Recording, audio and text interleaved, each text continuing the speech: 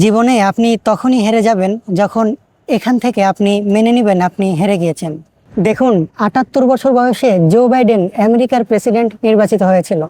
আর আপনার বয়স হয়তো ২০, ৩০ কিংবা ৫০। আপনি এখনই ভাবছেন আপনার জীবন শেষ, আপনি ব্যর্থ। আচ্ছা, আপনি বলুন, এটা কি যৌক্তিক? দেখুন, ব্যর্থতা আমাদের প্রত্যেকের জীবনেই আসবে, এটা খুবই স্বাভাবিক। তাই এটা গুরুত্বপূর্ণ না। কিন্তু গুরুত্বপূর্ণ বিষয় হচ্ছে আপনার বয়স ৫ কিংবা ৫০, যেটাই হোক, আপনি যদি এখান থেকে মেনে নেন আপনি হেরে গিয়েছেন কিংবা আপনার দ্বারা আর হবে না, তাহলে সত্যিই আপনার দ্বারা আর কিছুই হবে না। কিন্তু আপনি যদি মন থেকে বিশ্বাস করেন আপনার দ্বারা কিছু সম্ভব, তাহলে বিশ্বাস করুন আপনার দ্বারা এখনো অনেক কিছুই সম্ভব। দেখুন, আপনি যদি সত্যি মন থেকে কিছু করতে চান, তাহলে অবশ্যই কোনো না কোনো একটা পথ আপনি খুঁজে পেয়েই যাবেন। কিন্তু যদি মন থেকে করতে না চান, তাহলে কেবল অজুহাত পাবেন। এখন চয়েসটা আপনার। মনে রাখবেন, জীবনে হেরে যাওয়াটা কোনো সমস্যা না।